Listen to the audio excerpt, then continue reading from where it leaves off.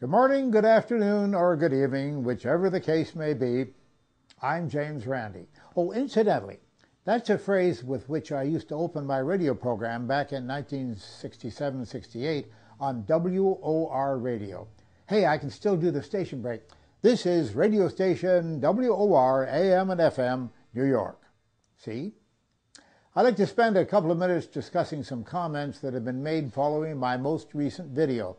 Now, please don't suppose that I'll be discussing in detail every comment that you folks offer, but a couple of misunderstandings here should be addressed. First, I'm quite well aware of theta waves, believe me. One commenter said that I, quote, refuse to believe anything outside the realms of immediate possibility, unquote, which has quite a ring to it, but it's quite false. His added jab saying, he is a very frightened man, could not be more wrong either. I think the implication here is that I'm scared of the truth. Duh. Another commenter told me that, quote, theta waves are emitted in brain states that occur during dreaming, immediately prior to sleep, during hypnosis, etc., etc. Yes, I'm aware of that too, thank you. And I've never doubted their existence, but I felt sure that the young lady I was discussing might have been throwing the term around a little loosely. One chap asked if I knew that President Obama is a devout Catholic. Well, come on. I'm well aware of that. It would have been hard not to know it with the rather intense campaign that's just been waged. We have to face a hard fact here. It's a widely known fact that no politician at this point in history can be elected to office in the United States without invoking a deity. I don't know, nor does anyone else know, just how seriously our president takes his religious connections, nor do I really care. I'm only interested that the man runs our government on a rational basis, brings us back the respect that we lost during the last 8 years, and stays honest. Don't ever entertain the notion that I don't trust or like religious people. After all, I'm surrounded, as we all are, by believers in deities of various sorts, and it's something we have to handle. I should mention as well that this theta healing nonsense is eligible for the JRAF's $1 Million Prize, which should have been evident to everyone because it's a woo-woo claim. But as always, we don't go after these people. They have to come to us by making out the application, etc., etc. Another commenter suggested that I don't like my job, but that I do a good job of hiding that fact. Au contraire. I love what I'm doing. I try to do it well, and I spend literally 7 days a week at it. One chap from Argentina had a very good question indeed about homeopathy. He asked, what about the dilutions, the low dilutions, like 3x or 6x? That means 1 part in 1,000 and 1 part in 1 million, respectively, so you'll know.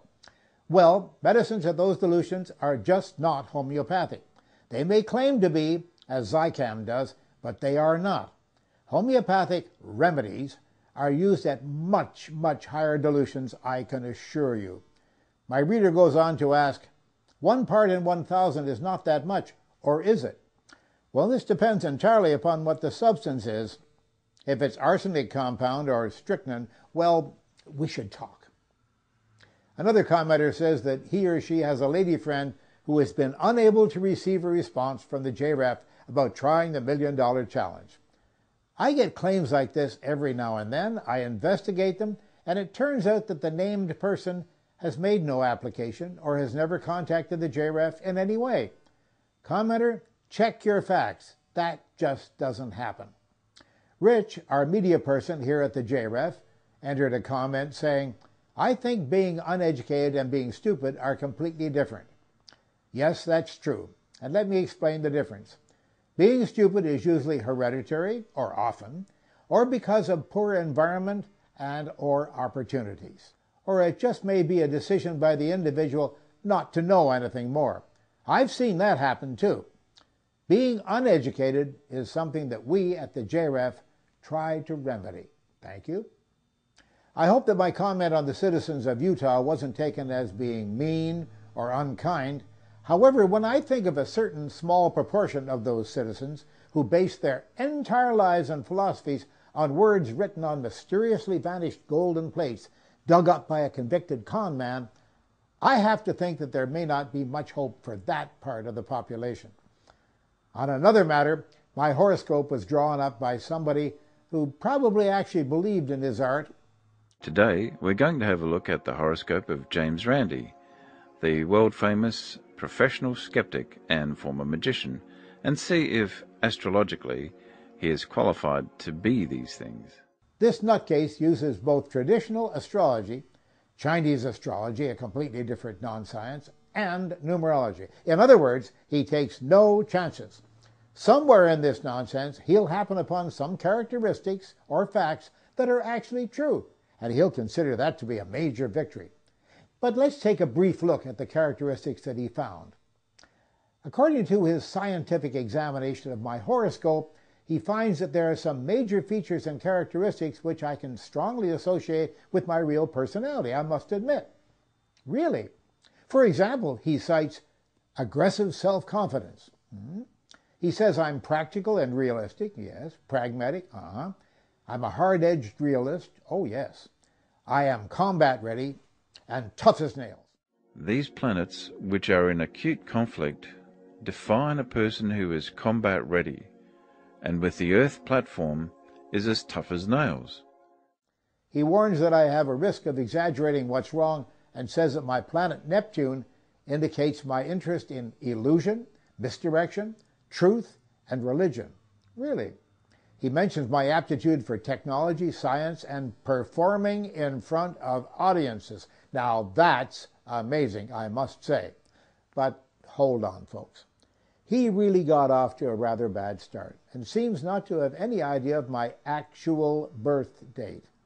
He has me 20 days away in the wrong sign, and my original name has a much different numerological value, though I've been told that those who change their names also change their futures because of the different number value they thus assumed. Really. So obviously from that point on, by using the wrong birth date, even if astrology, Chinese or not, or numerology had any validity, he was doomed.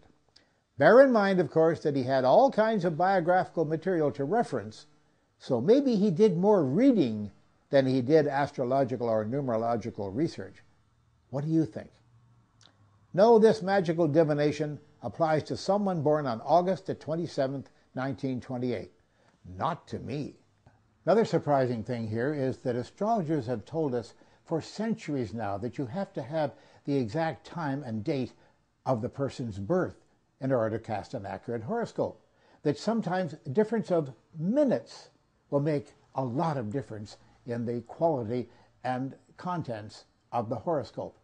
Twins, as a matter of fact, born from the same mother, obviously, born a few minutes apart, can have totally different futures. Gee, if he didn't even have the time of my birth, which I could have given him had I been asked, and he didn't have the correct date, he was off by 20 days, I think he's in deep trouble. Of course, with his own skills and misdirection, perhaps we need to ask how much he is using these skills to convey an honest-looking position.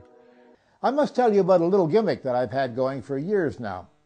First, when some starry-eyed telephone operator working for a bank or some other confidential service asks me for some sort of secret information or data point that specifically identifies me, I'm often asked for my mother's maiden name. I can argue that this information is easily available from biographical dictionaries or other sources that provide it, but instead I give a different name to each of these folks for a very special reason. You see, when I'm being given a reading, if I hear one of these names come up as part of the divination being provided, I immediately know from what source it was obtained, since I keep a list of those names and the connected organizations to which I provided them. Tricky?